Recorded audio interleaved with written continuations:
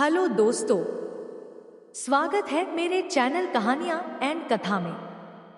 आज हम सुनेंगे एक मजेदार कहानी, कालिदास और विक्रमादित्य की कहानी। गर्मी का मौसम था। दिन का तीसरा पहर चल रहा था। गर्मी तो घटने की बजाय बढ़ती जा रही थी।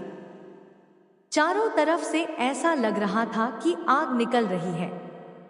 सभी जीव जंतु गर्मी से परेशान थे और पेड़ पौधे भी झुलस गए थे। उज्जैन के महाप्रतापी महाराजा विक्रमादित्य और उनके महाज्ञानी महाकवि कालिदास दरबार में बैठे थे। बाकी के सब नवरत्न अपने अपने घर जा चुके थे। महाराजा विक्रमादित्य अपनी न्यायप्रियता, अपने जस्टिस के लिए और अपनी बहादुरी के लिए हमारे इतिहास में प्रसिद्ध है। उनके जस्टिस की कहानियां आज भी बहुत लोकप्रिय है। महाराजा विक्रमादित्य और महाकवि कालिदास गर्मी से परेशान बैठे थे। दोनों के शरीर पसीने से लथपथ हो गए थे। पहाड़ के बड़े बड़े पंखे जले जा रहे थे। उस समय में बिजली के पंखे नहीं होते थे। हाथ में पकड़कर चलाने वाले पंखे सेवक लोग चलाते थे, फिर भी उन्हें पसीने से सुखाने के लिए तौलियों से अपने शरीर को बार बार पोंछना पड़ रहा था। प्यास के मारे बार बार गला सूखा जा रहा था।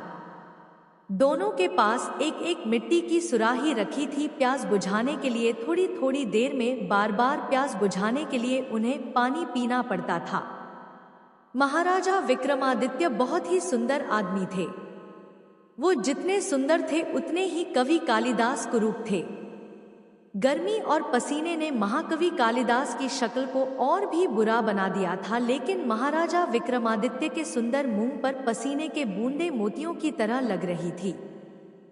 महाराजा विक्रमादित्य का महाकवि कालिदास के लिए दोस्ती का व्यवहार था। दोनों में मीठी मीठी नोकझोंक चला करती थी। वे एक दूसरे को मूर्ख बनाने के मौके खोजा करते थे।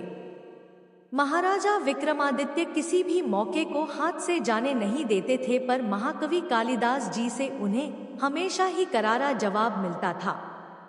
लेकिन फिर भी वे सदा खुश होते थे। पहले राजा विक्रमादित्य ही कालिदास को छेड़ा करते थे और कालिदास भी उनका जरूर जवाब दिया करते थे। कभी कभी तो मूर्ख बना के छोड़ दिया करते थे। विक्रमादित्य का ध्यान महाकवि कालिदास के चेहरे के ऊपर गया। वो उनका मजाक उड़ाने लगे। बोले, महाकवि, इसमें तो कोई संदेह नहीं है, आप बहुत बड़े विद्वान हैं, बहुत चतुर हैं और गुणी हैं, लेकिन भगवान ने आपको सुंदर रूप भी दिया होता तो कितनी अच्छी बात होती। कालिदास ने कहा, महाराज, इस बात का जवाब मैं आज नहीं कल दूंगा।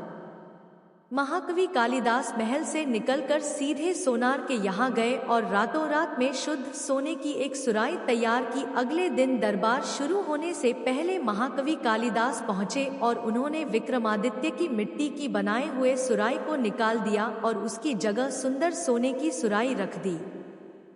कुछ समय बाद पहरेदार ने लंबी गुहार लगाई, राजा के राजा महाराजा विक्रमादित्य पधार रहे हैं। महाराज विक्रमादित्य अपने बॉडीगार्ड के साथ पधारे। नवरत्न और सभी सभासद, सब लोगों ने महाराज का स्वागत किया। उनके सिंहासन पर विराजमान होते ही सब ने अपना अपना आसन ग्रहण किया। कल के समान आज भी बहुत तेज गर्मी थी। बड़े बड़े कल्टन से हवा दी जा रही थी, लेकिन गर्मी इतनी थी कि फिर भी हवा नहीं लग रही थी। अपना दरबार शुरू करने से पहले महाराज को प्यास लगी। उनके सुराही से एक गिलास पानी डालकर एक सेवक ने गिलास भरा। गिलास को होठों पर लगाते ही महाराज उस सैनिक पर बरस पड़े। क्या सुराही में उबला हुआ पानी रखा हुआ था? उस सेवक की डर के मारे चुप्पी बंद हो गई। तब कवि कालिदास ने तीर के तेजी से आकर सुराही से कपड़ा उठाया तो सोने की सुराही की चमक को देखकर सभी हैरान रह गए। अरे, कितनी सुंदर सुराही है! सभी उस सुराही का गुणगान करने लग गए। कोई शुद्ध सोने की तारीफ करता तो कोई उसकी बनावट की तारीफ करता। सारे दरबारी सोने की सुराही की तारीफ पर तारीफ किए जा रहे थे। महाराजा विक्रमादित्य एक सांस में बोले, हद हो गई, पानी भी कोई सोने की सुराही में रखा जाता है। कहाँ गई मिट्टी की सुराही? यह सोने की सुरई किस मूर्ख ने रख दी? पास ही में खड़े महाकवि कालिदास ने कहा, महाराज वह मूर्ख में ही हूं। महाकवि आप, इतनी मूर्खता का काम आपने किया? महाराज ने आश्चर्य से कहा। महाकवि कालिदास बोले, हाँ महाराज, मैंने सोने की सुराई वहां पर इसलिए रख दी है कि आपको सुंदर चीजें बहुत पसंद है। कल आपने मेरी भद्दी शक्ल के बारे में ऐसा ही कहा था कि वह सुंदर होनी चाहिए थी, तो कल मैंने मिट्टी की सुराही उठा ली और उसकी जगह सोने की सुराही रख दी। अब वह यह कहकर चुप हो गए। महाकवि कालिदास की बात महाराज विक्रमादित्य को समझ में आ गई। उन्होंने महाकवि से माफी मांगी। दरबारियों में कानाफूसी होने लगी। सभी को इस बारे में कुछ नहीं पता था। थोड़ी देर में महाराज की परमिशन लेकर महाकवि ने सारी बात दरबारियों को बताई। सब जोर जोर से हंसने लगे। सीख 1, जरूरत के समय गुण ही काम आते हैं, सुंदरता काम नहीं आती।